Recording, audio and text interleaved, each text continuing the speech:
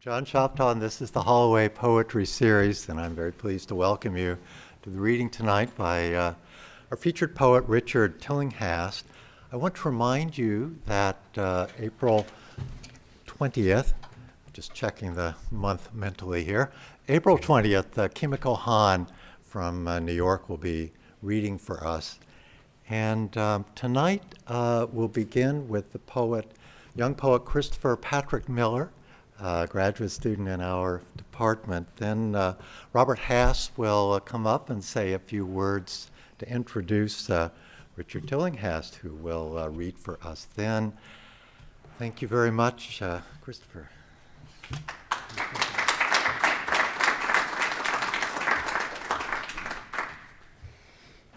going to get some water just in case.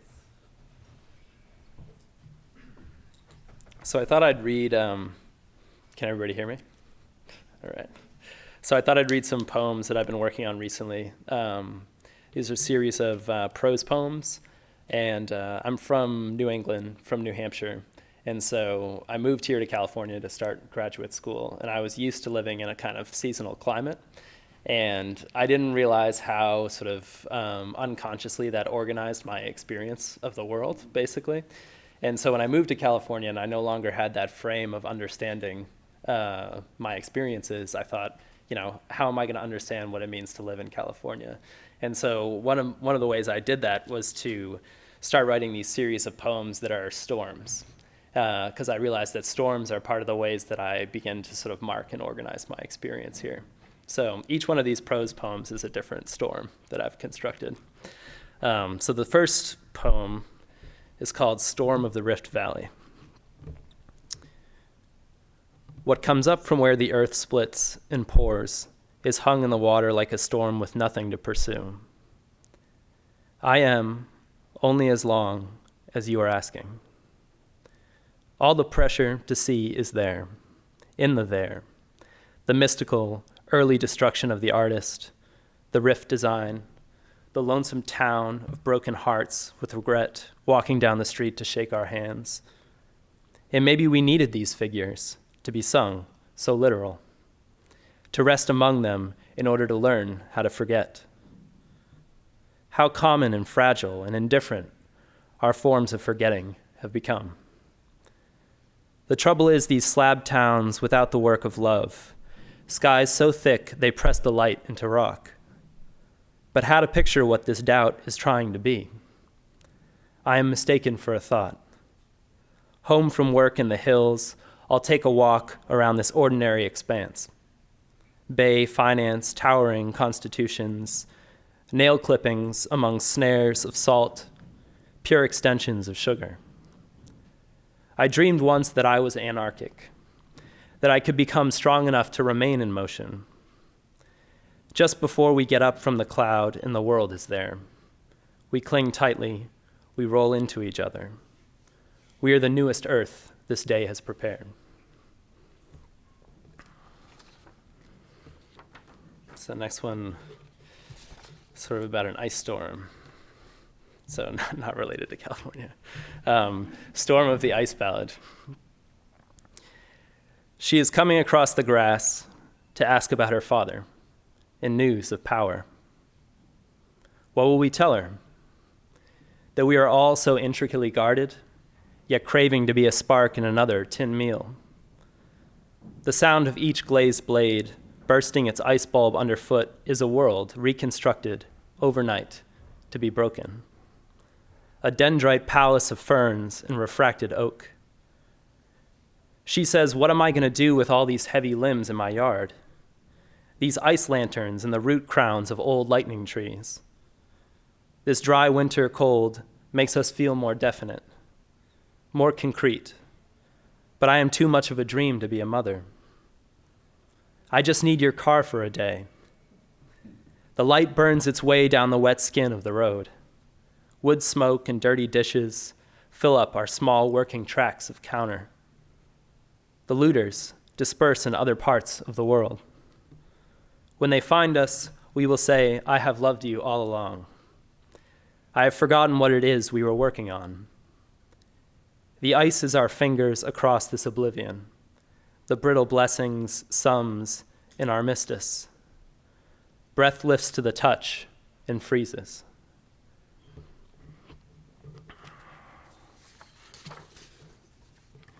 So this one is called Storm of Bridges. Child, there are bridges at the edge of every town. Playing the trestles with a metal cup, in equal measure, storefronts as flat as a photograph. Marching child, can you leave this world but stay in the thick of it? Pass through plum flowers tenderized by hail, clearings of not at all and it is what it is. Sherman is the moon behind the scar on my arm, halting at Savannah. The truth of these bridges is the suspension. Sun up and burn through again, the history of rain on our faces without a floor. We all just want what there is in motion. Even these demon errors need a place to cross when child is a wisdom. Child is a rippling rest shedding white rings of tumult. Where did we find these words? We warned you of vagrants and the docks at night. Then there is the smaller things you couldn't fit in a letter, like a face, too much for one day. You grew older in a glass and said to your lover, I want a house that is made up of bridges. Child is a thing she became when she was combing her hair. Walkways into and out of the roaming air.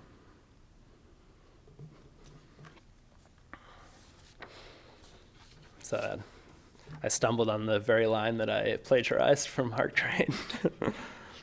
Must have been some unconscious thing.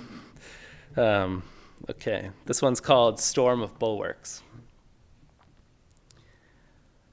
Love is the moment when we relent. I get so tired of folding my feet in these settlements. Can I just be the way I have to be in your eyes? Scout, we get lost. We lost our way when all we needed is crashing through here. The magnitude of the debris washed against the overpass while the snow falls and makes it harder to find our families. In the news, it's the seismic retrofitting, radiation sensors, and other inspirations for the living. We will choose to remain lost. The emperor is not on television to suggest more notes for a book or who you are, but to be honest about pain before a paper wall. We wonder privately if we can continue to risk ourselves in gifts.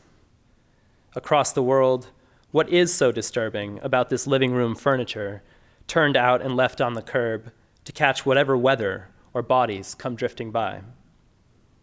And then the comfort of seeing them rain-sodden, implaceable, unfit for an evening with company. I am blunt, an overpass vagrant with crows, good at questions, but not at attempting answers to the music I put on to remind me I have come through something. I find you with waves in your eyes. I lay down beside you and ask, what is your name? There is a long pause before we realize other people have gathered and are watching me ask, are you a boy or are you a girl? Are you a boy or are you a girl? Are you the moment when we relent?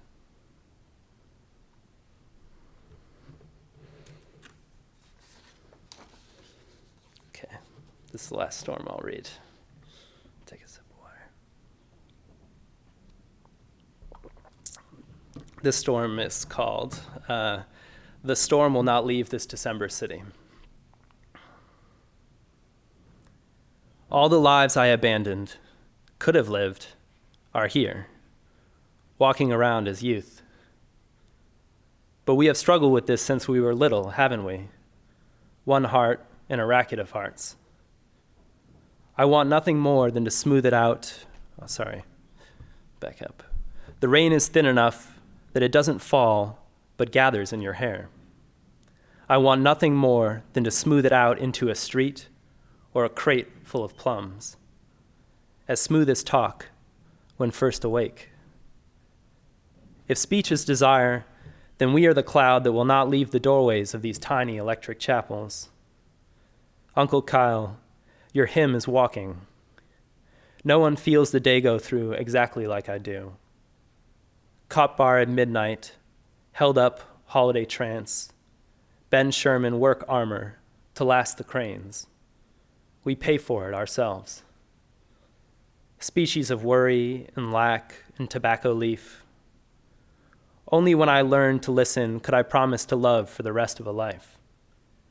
And by now it is true. Each life for the other, the food is cold, wrote this years ago.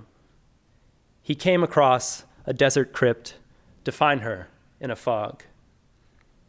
He asked his friend from a nearby town, leveling the milled rock in the drain, if he had ever seen those dark trees in the hills, bent silhouettes of tangled, ancient reach. I am still here, he clattered. Wet glow, never dry. So I'm going to read one more poem. This is from a long poem that I'm working on, but I give each one of the section titles, and this poem is called Golden Bowl. Bricks warm from the earthquake. Nothing gets too old here. Savings for a loan. Nan Golden, I have been taken by your pictures. Ecstatic flesh of care and revelation. Love gathers in the missing teeth. Muscles standing crooked in his arms. Please don't leave this smile. And the charcoal bottles with candles burned to the table. Sweat raises the pleats of the mattress into an echo sheet. A bruise, looking through the smoke of a cigar. Becoming the history of another war. A field of seeds. If we don't find a way to talk about this horrible blood, we'll all die with your hand in mine.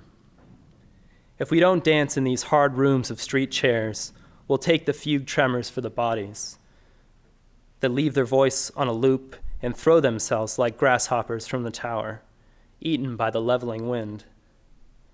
Madam George, mission heal. Trust is what we need. Madness is no sublime logic, and it is impossible to imagine the public. Just another dog on a chain in a park made for dogs, someone else to blame.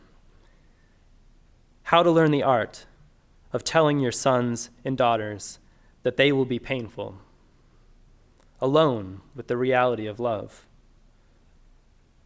The art of feeling the cost of our movements.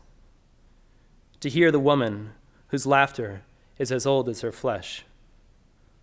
She is laughing when she gives up the dirt of another Great Depression. Thank you.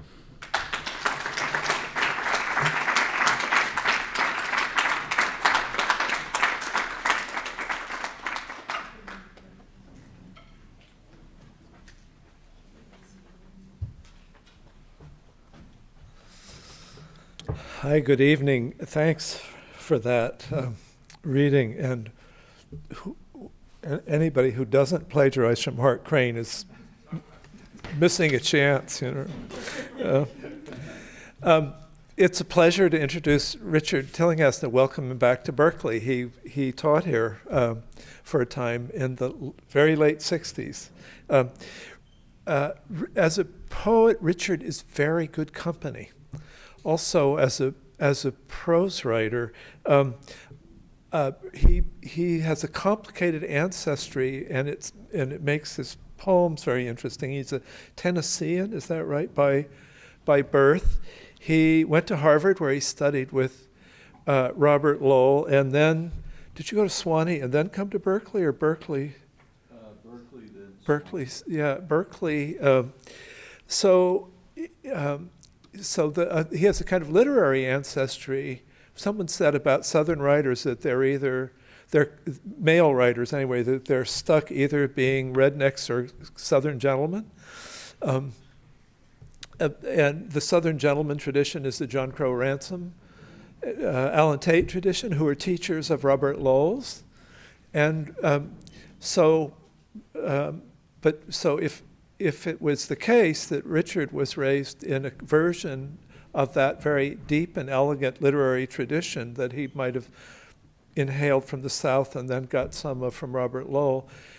Once he came to Berkeley and was in fact influenced by the poetry that was being written here, you can't really tell which influences come from where, whether the wild side of the work comes from some incipient redneck thing in his work, anyway, so there's a lot going on. I started reading him in the 80s with a series of books. Actually, it was a remarkable poem. I guess it's your second or third book, called Sewanee in Ruins, which must have come out of the experience of teaching there and being in the South. It's a very amazing, long poem about this gorgeous, unreal college town, and about the South and its hopes and dreams as they would have appeared in the 1950s and 1960s. And then another book 10 years later a few years later called Our Flag Was Still There, which deepens that exploration of American history in his poems. In the 90s, The Stonecutter's Hand, today in the Café Trieste around the same time. He published a memoir, extremely readable memoir of Robert Lowell at Harvard in those years called Damaged Grandeur. Richard, for most of those years, from the 1980s to 2005, was teaching at the University of Michigan at Ann Arbor in its amazing creative writing program. During that time, he did a lot of writing and reviewing and thinking about poetry. A lot of it has been collected in a book of essays recently published a few years ago called Poetry and What is Real. There's a new during those last years in Ann Arbor, when he was teaching a legendary course with the composer Bill Balcom that put together young poets and young composers to do a songwriting class, he was experimenting with poetry and jazz and produced in Ann Arbor and produced this incredibly interesting CD of that work. So during this period, he was teaching poetry, he was teaching creative writing, he was teaching these courses in composition, and he was writing his own powerful poems of those periods. The poems are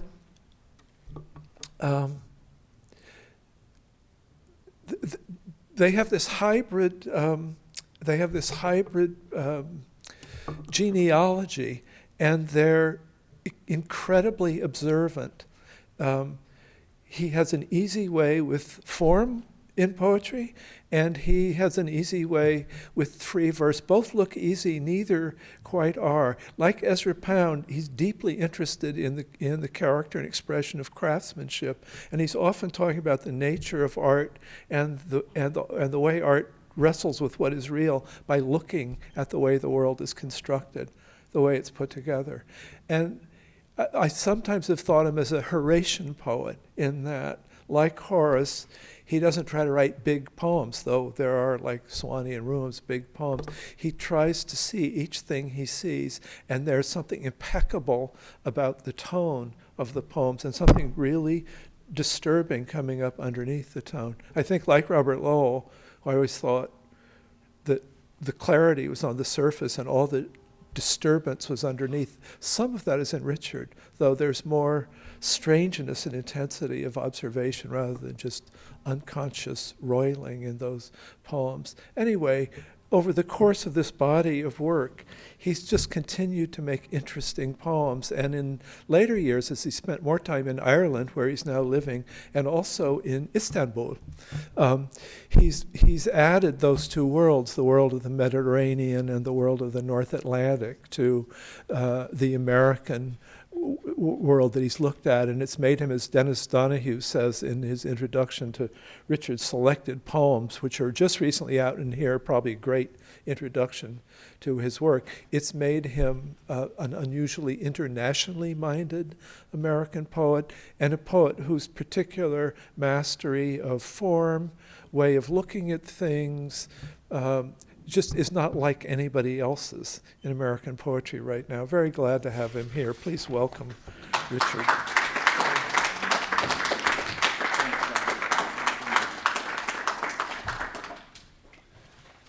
It's an honor to be introduced by someone whose work has meant so much to me for so many years.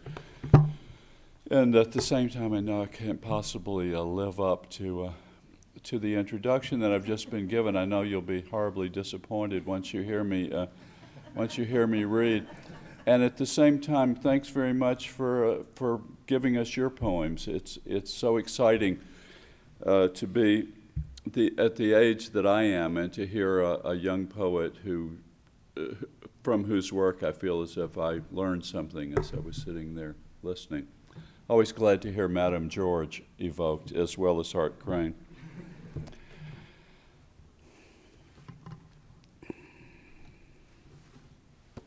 I'd like to start off with a translation from Turkish. My daughter, Julia, also reads Turkish, and it's to be able to work with one of your children on something that has nothing to do with being a parent and being a authority figure and a scary presence during childhood. It's great to work as an equal with one of your children. And we translate a mid-20th century Turkish poet, Edip Cansever, whom I'm pretty sure you wouldn't have heard of. But I think I'll just read you one poem by him, and you'll get a sense of maybe what a small direction our preconceptions about what Turkish poetry might be. I can't remember how I started that sentence, but I'd say that this poem will come at you from an unexpected direction. It's called Table. A man filled with the gladness of living put his keys on the table, put flowers in a copper bowl there. He put his eggs and milk on the table. He put there the light that came in through the window, sound of a bicycle, sound of a spinning wheel. The softness of bread and weather he put there. On the table the man put things that happened in his mind, what he wanted to do in life. He put that there. Those he loved, those he didn't love. The man put them on the table too. 3 times 3 make 9. The man put 9 on the table. He was next to the window, next to the sky. He reached out and placed on the table endlessness.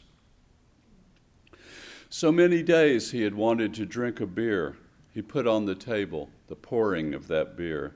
He placed there his sleep and his wakefulness, his hunger and his fullness he placed there. Now that's what I call a table. It didn't complain at all about the load. It wobbled once or twice, then stood firm. The man kept piling things on. The next poem is a bit longer than that, and it purports to be the sort of parallel lives of 2 men whose the course of whose lives come close together but don't quite meet, and so it's called We Kept Missing Each Other. Those nights I anchored the far end of the bar at the Black Maria, spilling drinks and feeding the jukebox with lugubrious quarters. You'd be halfway up Mount Analog, hooded in that weird white caftan of yours, sitting in the lotus mumbling your incomprehensible mantra, inhaling moonlight up the business end of your kundalini. But when I tried to join you, belaying up a rubble-choked crevasse, my knuckles bleeding, one knee out of whack, I found the hut empty, your devotional candle still a smolder. Years later, I heard you had something going on Wall Street. We're getting pretty good at puts and takes. Myself, I was always shy around girls. You had, if anything, too many of them. A thirst for loving shook him like a snake, they quoted. Porfirio Rubirosa just didn't measure up, they said. The word Fred Astaire was mentioned. We kept missing each other. I was living on a commune in Venezuela, shrimp fishing off a houseboat, drift fishing for sharks. You were cultivating the perfect lawn. Your garage was in perfect order. The wax job on your Buick was dazzling. I paid off my debts, got a job writing for the Wall Street Journal. My rental properties were just starting to pay off. That's when I found you working as a shade tree mechanic outside Yuma, Arizona. Brought you a six-pack of Pabst Blue Ribbon while you rebuilt a Volkswagen engine on a riverbank under cottonwoods. I felt most at ease in a hotel, liked putting my belongings into impersonal drawers. You were spending most of your time at home by this point, smoking your pipe by the fire, looking Victorian. A paterfamilias surrounded by the next generation. And just to think that Richard was your name, too.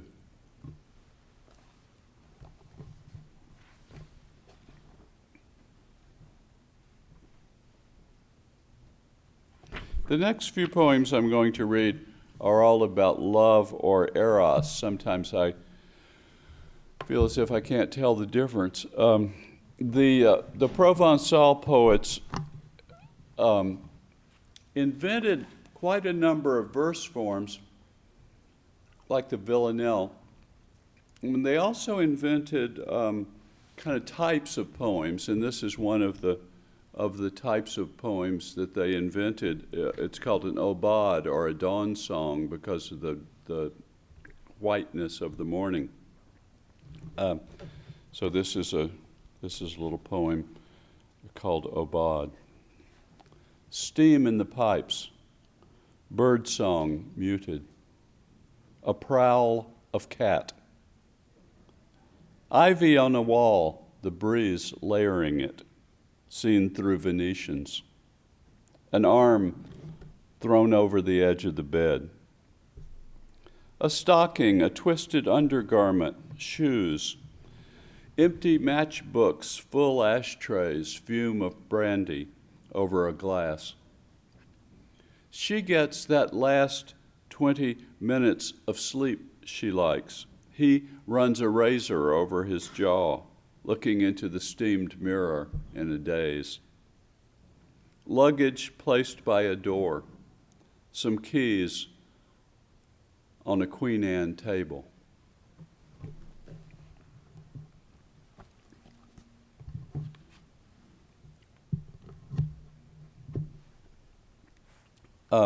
You can see the cover of this book. It's a kind of a pre-Raphaelite romantic medieval fantasy. It's in the National Gallery in Dublin. It's called Meeting on the Turret Stairs. And that's what this poem is called too, Meeting on the Turret Stairs. And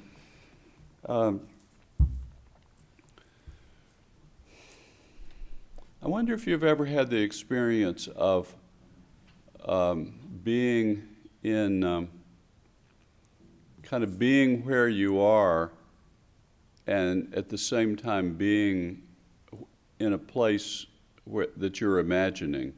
That's what this poem is about, and the place that I'm imagining, or the place that I was in my imagination, was in that painting, Meeting on the Turret Stairs. Lie down beside me, I whispered. So we lay on the bed in that room that was the whole world to us. Outside, the innkeeper's children kicked a soccer ball along the quay. Seagulls flocked and dispersed. And the busy, foolish world went about its foolish business. I shut my eyes and we met on turret stairs. I felt the braid of your hair brush my cheek like a glance.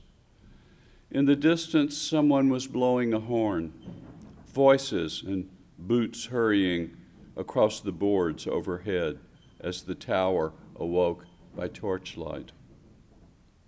I opened my eyes then and saw you watching me from the pillow, your agate eyes, 2 demi-lunettes. Horses neighed in the place I was coming out of and stamped their iron-shod hooves on the stones of the stable yard below, striking sparks like the flinty stars. A banner snapped in the sharp breeze as dawn blazed through. I could smell a river close by, your body opening to my hands.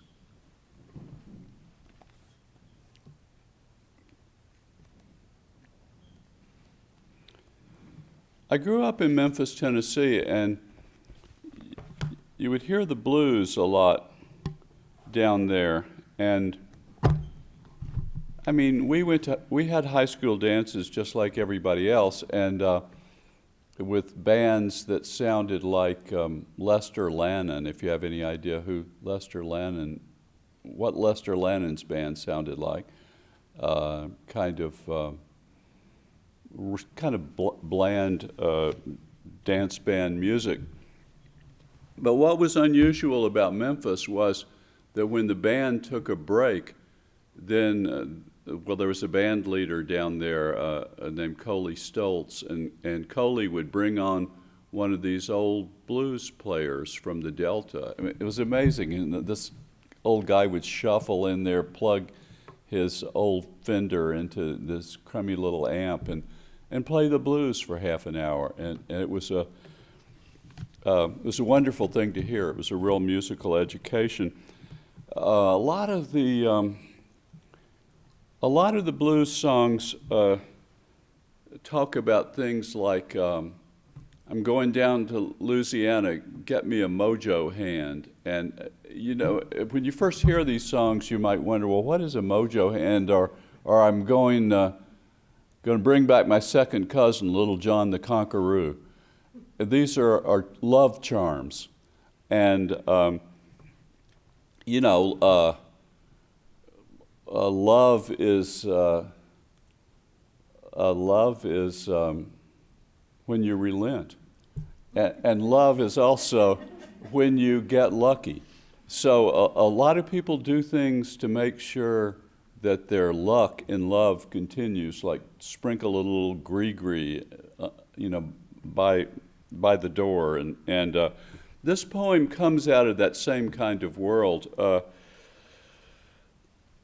I sometimes feel that to be human is to be superstitious.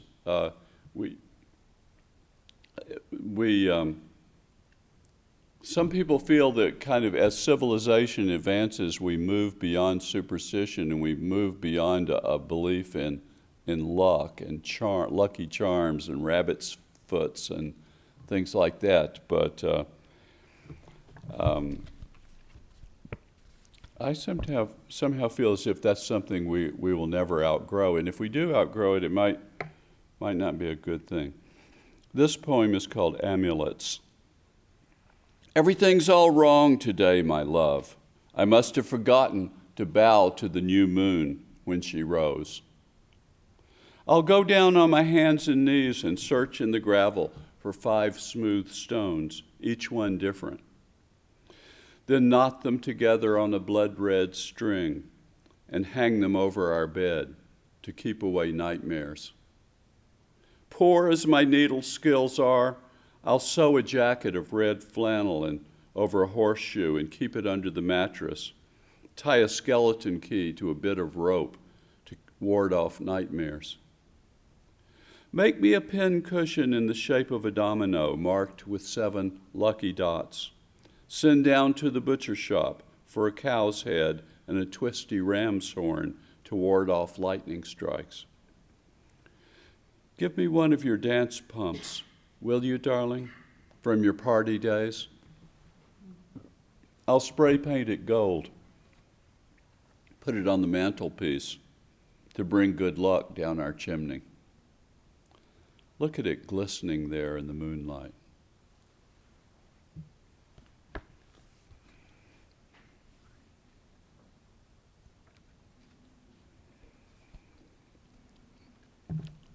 One of my favorite songs by Bob Dylan is one that I'm sure many of you would know, "Shelter from the Storm." Well, it's funny how different things kind of interweave. Bob Hass was talking about kind of one's lineage as a writer. Did you ever read a book called The New Testament? It's pretty good. It's kind of tragic and comic at the same time. And after the crucifixion, there's a tantalizing line that says, you know, the Roman centurions were there at the crucifixion, and the line goes, they cast lots for his garments. It's just that one line, but it's a story that has entered into the mythology of what used to be called Christendom. And I mean, you'd see it depicted in stained glass windows and things like that. And interestingly, it enters this song, "Shelter from the Storm." Do you know the song? There's a couple of verses of it that relate to that story. Suddenly I turned around and she was standing there with silver bracelets on her wrist and flowers in her hair. She walked up to me so gracefully, took my crown of thorns. "Come in," she said, "I'll give you shelter from the storm." And then later in the song it goes, "In a little hilltop village, they gambled for my clothes. I bargained for salvation. She gave me a lethal dose. I offered up my innocence. I got repaid with scorn. Come in," she said, "I'll give you shelter from the storm." You'll see how these things come together, I hope, in this poem, which is called "They Gambled for Your Clothes." I think it's what Freud would have called overdetermined, if you know what that's all about. But a whole lot of stories come together, like down in the Delta, where they say where the Southern crossed the yellow dog. Or where Robert Johnson went to the crossroads and sold his soul to the devil. They gambled for your clothes.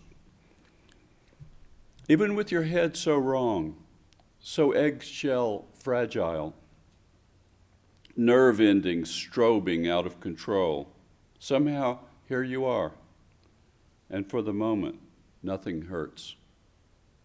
Fight to stay awake and follow her hands, skill of her fingers as she undoes your bootlaces, works the boots off your stiffened feet and laves them, silver bracelets on her wrists, in the flinty stream that runs through her property.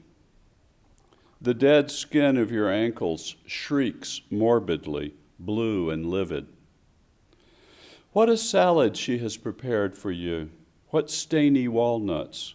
What bitter, curly greens veined, hallucinatory red. She has found your hat somewhere in the road and smoothed the dents away, the bits of broken glass. There your denim jacket is, artfully mended, the blood washed out of it.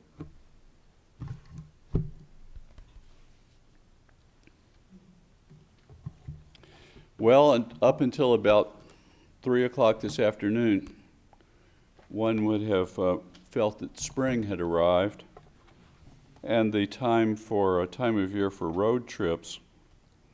This is about a road trip. It's called arrival. Do you know the word knackered? They use it in Ireland to mean just absolutely worn out. And Remember how knackered we were, how wobbly at the ankles, burning ourselves out on the road, knocking on heaven's door? Exhaustion was part of our intoxication. Exhaustion, repairs, Bob Dylan, uncertain breakfasts, highway miles.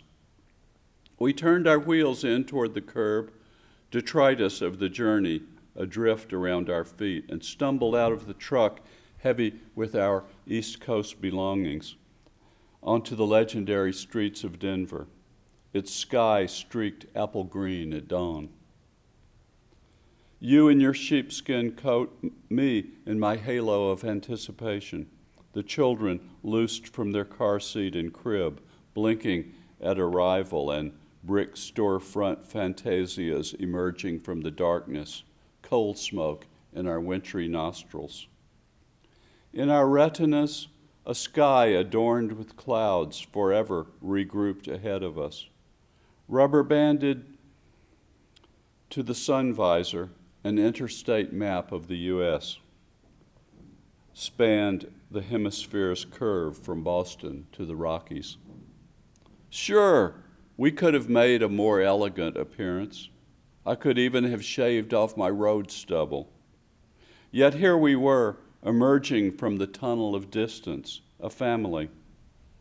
Somehow, you had entrusted your future to my hands on the wheel and my foot on the gas, my skill with a screwdriver and a socket wrench and fountain pen, my blood in the veins of your babies.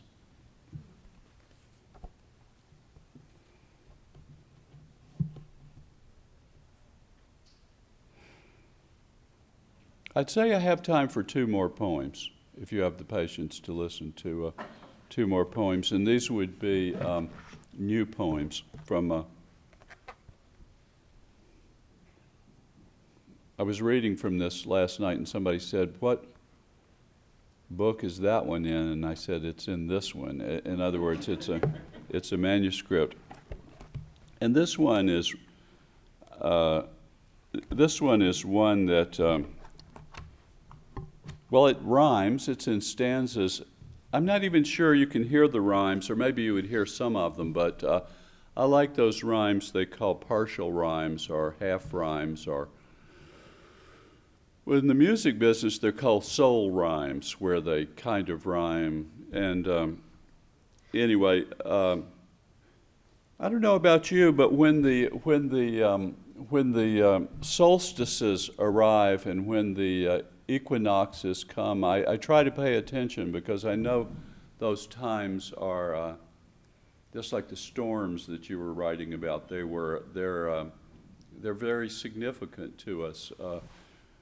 The distance between the earth and the sun, and this past year, the winter solstice seemed to really say a lot to me, and I was working on this poem at the time.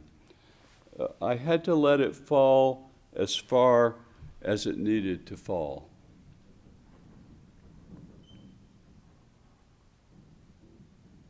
That wind doesn't really like this building. You know, that wind feels as if this building is kind of in the way. I used to have an office one floor up, and I remember that wind. It kept telling me I really needed to get out of this building. I had to let it fall as far as it needed to fall. It plunged with an impulse of its own, that silver stuff in the barometer, a bass line from darkest Beethoven, when the bowstring resonates the bass metal of the year, and you hear the cellist's breath indrawn as she leans back in her chair. Chaffinches and goldfinches pecked on the lawn for the ground nuts and suet we had put out. I was glad I was not footloose on the town, grinding with my boots the cindery ice on Patrick Street, peering in through smeared shop front glass and begging the passers-by for a coin and a glance. I had to let it fall as far as it needed to fall, a bucket clattering down through clay and rock until it found the essence of the well and I could start to draw it up again and taste the savor of dawn and early dark. I needed to belong to no one but the key of A minor. To empty all the cupboards, sharpen the knives, rub the tarnish off the household vessels, put water on to boil, and cook up a winter dish, now that the light had been withdrawn, of scraps and leavings, to a recipe of my own.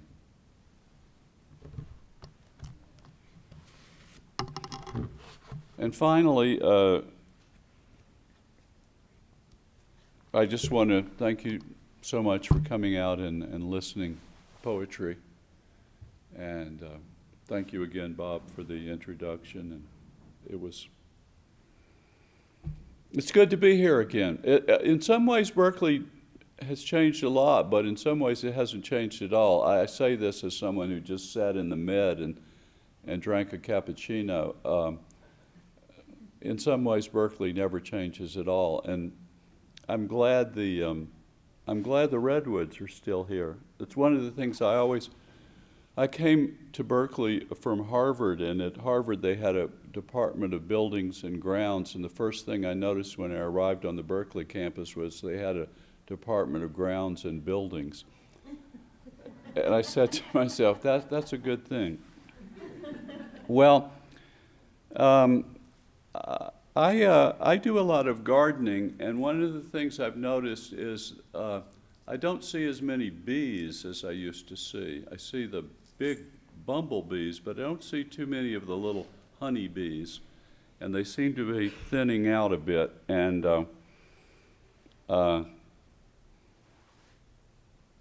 I guess at the same time I was working on this poem, that BP oil spill occurred in the Gulf of Mexico, and at the same time there were those catastrophic floods in Pakistan, and it seems that all these things are related to each other in some way.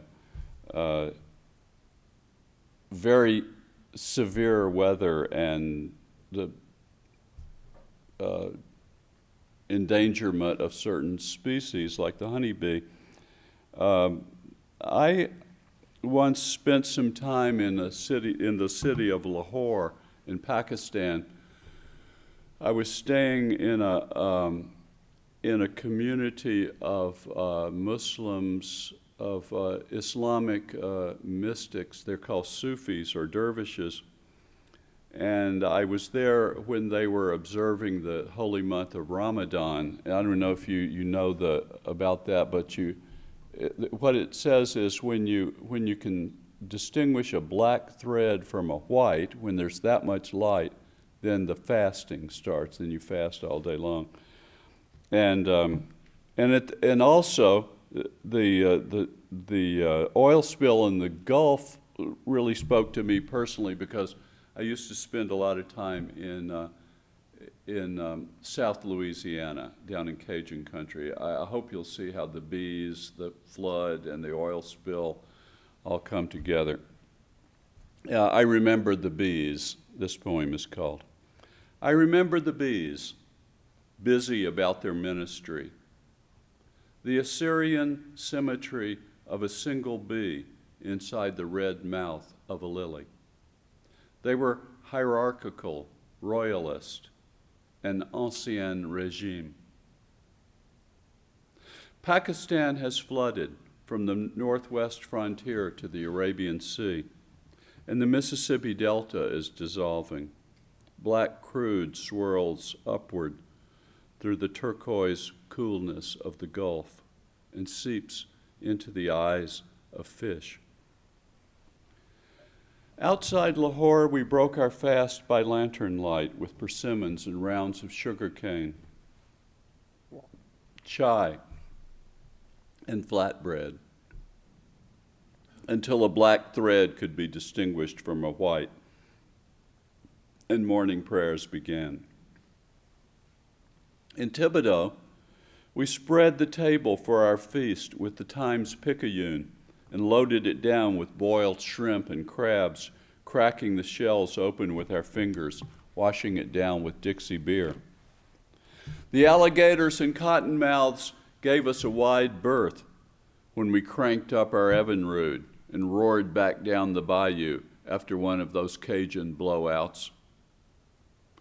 I miss those mornings and those afternoons. But tell me, what is to become of us if ever the bees gather in their final swarm and fly off out of the world we know? Thank you.